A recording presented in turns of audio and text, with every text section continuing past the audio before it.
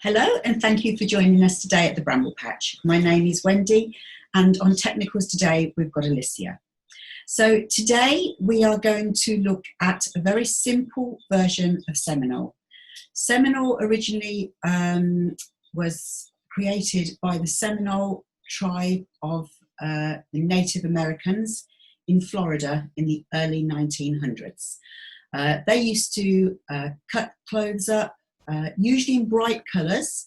They never did it by hand. They always used sewing machines, but then they were just by winding the wheel. They weren't electrical. And then things developed from there. So there's lots and lots of different styles of Seminole you can do. I'm going to do a really basic one today. And if people are interested further down the line, we might be able to revisit it and then start cutting things at angles just with an ordinary ruler. So first of all, today, I'm going to demonstrate how to do this particular style. It's really, really simple. So I've just made the little cushion, which I just hold up. You can see this actually matches a quilt that I made for one of the retreats 2 or 3 years ago. So I'll just pop that down to one side and we'll get started. So to do this particular technique, you can do as many different strips as you would like to. I'm keeping it really simple today. So the first strip, I've cut 2 inches. The following strips that are going in the centre are cut at 1.5 inches. And it's nice to have a colour that pops, which is either a contrast or something in a darker or lighter tone. So just work out the way, the orientation of the strips that you want them to be. So this is what I decided to do. So this is the layout. I've already got them cut. So the 2 outer strips I've cut at 2 inches. The other 5 strips I've cut at 1.5 inches. So I'll pop those to one side and I've already sewn those together. Like so. Now, when you're sewing strips together, this is for any piece that you might be using a jelly roll for. When you're using long strips, always remember the first strip to the second strip, you will sew from the top to the bottom. Then I would encourage you to sew strip 3 from the bottom to the top and then carry on alternating, because if you sew everything from one direction from the top to the bottom, your piece of work will start to curve, and generally it's called bananaing, particularly if you're using the width of a fabric off of a bolt. So do remember, if you want to do bargello, anything like that, do remember to actually alternate which way you sew. Top to bottom, bottom to top, top to bottom, and carry on sewing. Once you've done that, with this technique, you just press all the seams in the same direction. Doesn't matter which way, okay? So I've already done that. So what we're going to do now, we're going to actually cut the strips to show you how to actually stagger them. So I'm going to cut the strips 1.5 inches in width, and I'm not cutting these at an angle. We're only doing a very, very basic one today. So I'll take my ruler, and first of all, I'm going to tidy this edge up here, okay, to make sure I've got a nice straight edge. Now, because obviously we've got these horizontal lines, use the lines on the ruler to make sure you've got the ruler sitting straight and not at an angle. We don't want to start this off at an angle. We want it nice and straight. So I'm just actually leveling up the lines on my ruler to make sure everything's sitting nicely. And that looks good to me.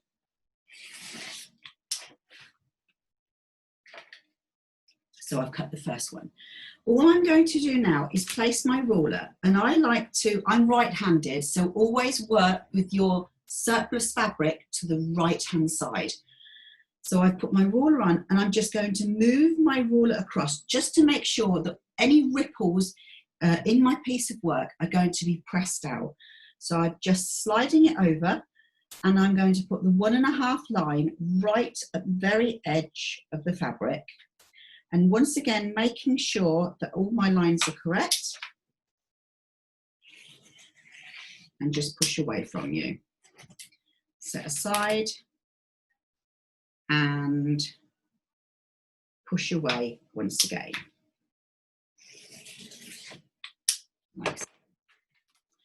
Now, normally I would just carry on and actually cut all of my strips. So I'll just set that aside for a minute. All I need to do now is to work out the placement I want. You can stagger at different levels. I'm only actually staggering 1 square. So if I was to put these together, what I need to see is the seams going in opposite directions so they nestle properly. So on this one, I've got the seams going up. So on this one, if I turn it around, my seams will be going down in the opposite direction. So all I need to do now is just move this up like so, and you can see all of these seams will match. So all I need to do now is just roll it over. Now, if you choose to pin, that is absolutely fine. But if I hold this here, you should be able to see that these will just nestle in nicely. And because you've already stitched them, you can see by holding them, I'm hoping you can see here, that they're actually going to nestle in really nicely. But if you feel more comfortable pinning, then please do so. So I'm just going to move over to the sewing machine and pop this on. I took this off because I've got the large machine in here today. So all I'm going to do is just make sure that that first seam is just nestled in nicely, like so. Pop it in the machine. I'm using 1/4 inch foot, and I'm just going to start sewing. Now what I tend to do is I go over the first seam, and then I just make sure that each seam is just aligned nicely, and you can feel them just nesting together. And the next one in as well. There we go, straight the way down. All fitting in really nicely. I can feel that they're just sitting.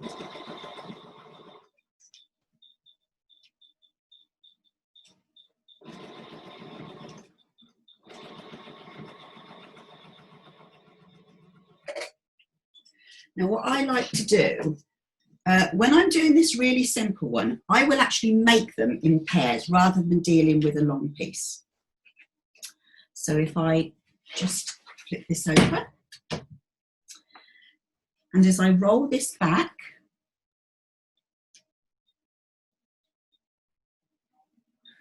you will be able to see that all these little junctions have met nicely. So I'm just going to pop the iron on the seam that I've sewn and press it in the orientation that I've sewn it in. And the warmth of the iron will just relax those threads just so they nestle and bed down nicely. And I'm hoping from there you can actually see the joins that I've just done. I just move that along. Okay. So you can carry on and just make these up in pairs. So I've already got a piece made over here. And this, as you can see, is looking rather nice. I've got a piece here. So once again, all I need to do now, if I join them in pairs, it just makes it easier rather than just keep adding one strip. By the time you get a very long strip, and it's harder to handle. So I do them in pairs and then in fours and then add them together like so. So I'm just going to add this one pair onto here, and then I will talk you through another part of the Seminole. So I'm just going to roll this one over, and that's going up and that's going down. So if I position it, you can see that I'm getting the continuity of the pattern going through it. And then I'll show you a little trick that will help us save time and fabric. So I'm just going to nest those first little pair together, like so. I do particularly like to use this technique, and this makes fabulous borders. It really, really does. If you have obviously widths of fabric, you can use your widths of fabric. But likewise, if you've only got smaller pieces, because we're not cutting this at an angle, you can actually get away with using quite a lot of bits and bobs up, and they look really, really effective. I've used this in the main bodies of quilts as well, particularly in a couple of the, well, probably 3 of the retreats that we've done here.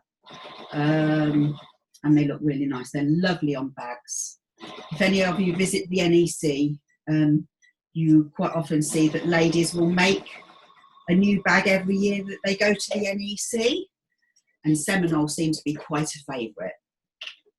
Okay, so I've just ironed that on. So all I'm going to do, I'm just going to press that and warm those threads, and I'm going to flip that over and once again press it like so. Now,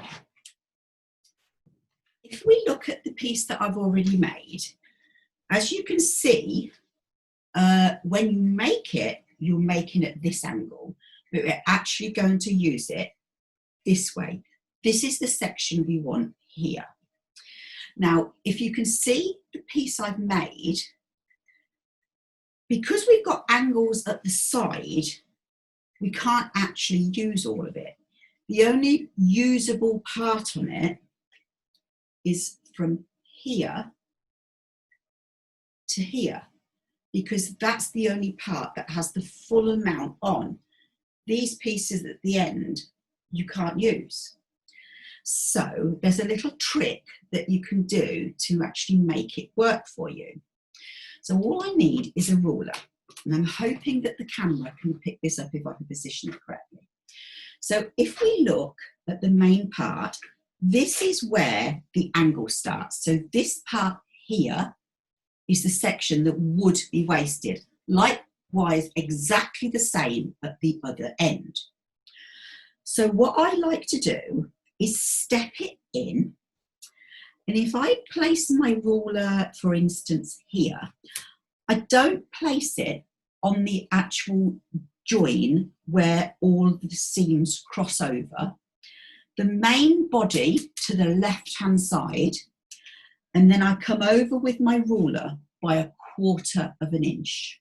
Okay, so if I take my ruler, so we'll use this point, and I'm going to come over here by 1/4 of an inch.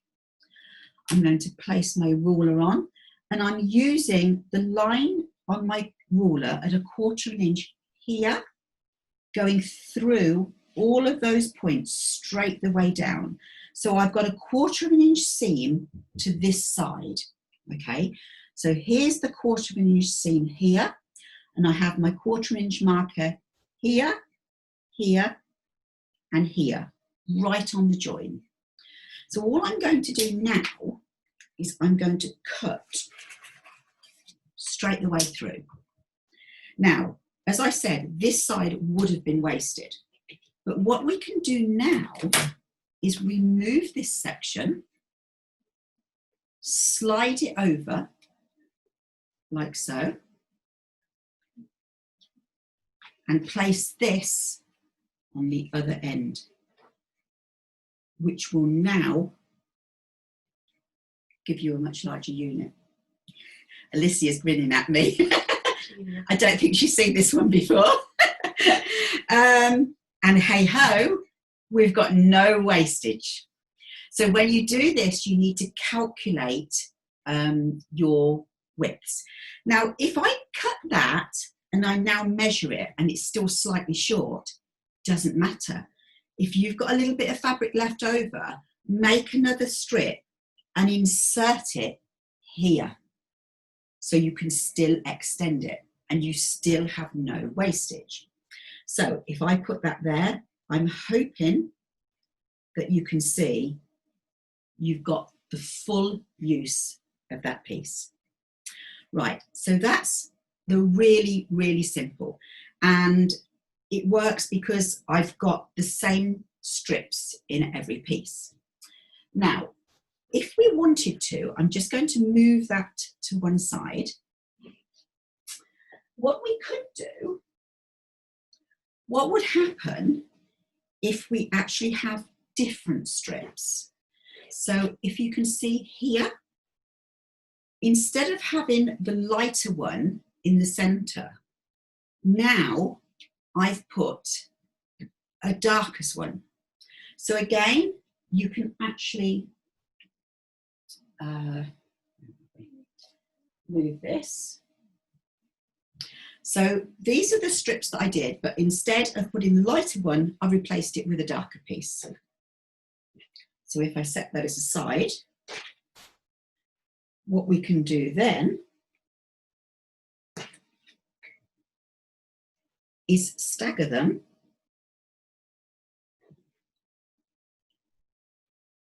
like so. So the center ones will alternate as we go through, like so. So now, instead of the centers being light all the way through, we're going dark, light, all the way through. Now, if you do it this way, you can still cut it, but you need to make sure that your ends have the opposite colour in the centre. Because if I slice this, which I can actually do, just get my ruler. So if I'm going to take this right over here, okay, and let's take it through here. So I'm putting my ruler on the points coming down like so. So I've got a dark square on the end this side. Okay, I'm just going to slice, remove. Now all I need to do is remove this one, and if I take this to the other end and place this here, we are still alternating light, dark, and we can still do it. And likewise, if you still find you're a little bit short, you can do an additional one. It's not a problem. But you would have to do a pair this time and not a single. Otherwise, you'll get two lights or two darks together. So this is Seminole when you're just cutting straight initially. You can get really, really nice effects doing other ways as well. This one that I've done at the front here, this is just done the same way, but instead of having a 2.5 inch strip and then all of the strips 1.5, then another 2.5, I've done this one with a 2.5, a 2, then 1.5, so all the rest of them, then a 2.5. That way I can get this effect here, and it's put together exactly the same way. And that one is not cut at the diagonal, that is cut on the straight the same way as these. I've just got a little example here. This is a table runner that I designed last year for one of our Christmas days. It's not a bramble patch pattern, so you won't be able to actually buy the pattern from us. It's one that I use as a teaching aid. So as you can see, this one has got completely different proportions. So in this one, you can see we've got very wide strips all the way through. And then the next one, I've got a very narrow one. And all I've done is alternate the way they go on. But this one was cut at an angle. So you can get so many different designs in doing this. And also what I've done with this one, when I've trimmed it, I've kept some of the excess on. So if I just move that one to one side, so that's just showing you a little bit of different differences that you can do. So with this one, all I'm going to do now, I'm just going to sew the original ones together so you can see the strip that I have, that I've got a full length of this. I'm just going to very quickly show this, and then I'll just show you the trimming method on that one.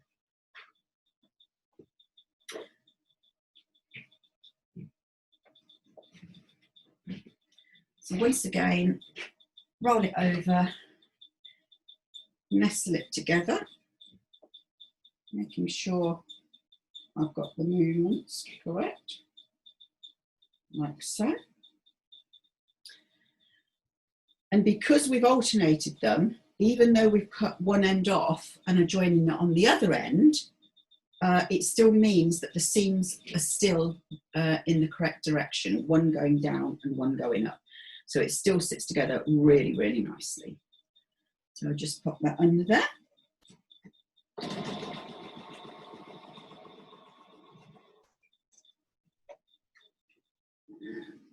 I don't even really need to nestle it, it's just literally falling into place. No problem at all.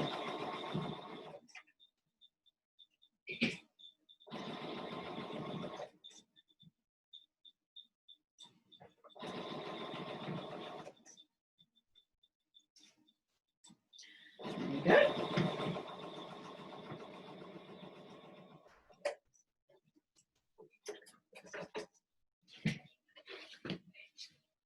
Just turn that over. Maybe easier. So all I'm going to do is just warm those stitches up, flip it over, and press. So you can see from there, hopefully, that we've got one full strip with no wastage. So all we need to do now is trim it, because with the, when you're joining them on the angle, obviously we have these, what looks like a zigzag all the way along the edge. Now you have different ways of doing this. If I was to have put, instead of putting the edges 2 or 2.5 inches, I could have done these 5 inches, which means then I could have left the big strips on the side. But what I can do here, if I can just get the ruler, I can decide actually how much I need to leave on. Now do remember that you need to allow for your 1/4 inch for your joining. So you must always cut a minimum of 1/4 inch away from these points here, okay? That will give you your seam allowance. Maybe this time I'll do a little bit more so that I can have some of the lighter fabric to the edge. So if I put my 3/4 inch line on those points, and they are all absolutely accurate. They're just, it's just a dream. It's an absolute dream doing this. And I can just trim away. And 3/4 inch, line it up on the previous ones, and all the way along to that edge, like so. So now that means when this goes into a piece of work, whether it's a cushion, a bag, or a quilt, whatever, it now means that if I stitch here, I'm going to have more of the lighter fabric showing, okay? On here, I only trimmed it 1/4 inch beyond that point because I wanted a very small amount of it showing here. Now, the other thing I did with this particular cushion, these is made of fabrics left over from a quilt. So I didn't use the full width of a bolt because I didn't have it. So they were more what was left over from fat quarters. And I did these two, but I didn't actually have enough fabric to complete one here.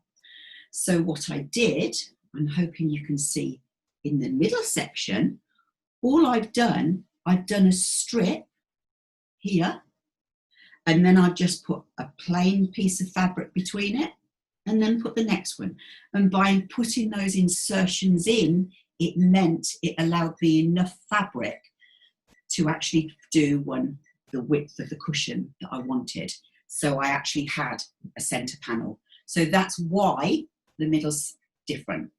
And that's how versatile Seminole is. It's really good. So the more you look into Seminole, the more designs you can get. And you can do things a lot more arty than this as well. These are very muted colours because these just happen to be the fabrics that I wanted to use to actually go with the quilt that I'd made. And it actually was quite in keeping with the style of what I've already done. So I hope you've enjoyed the tutorial today on Seminole. Like I say, we can always revisit Seminole and do it with angles, and that opens up a whole new lot of possibilities.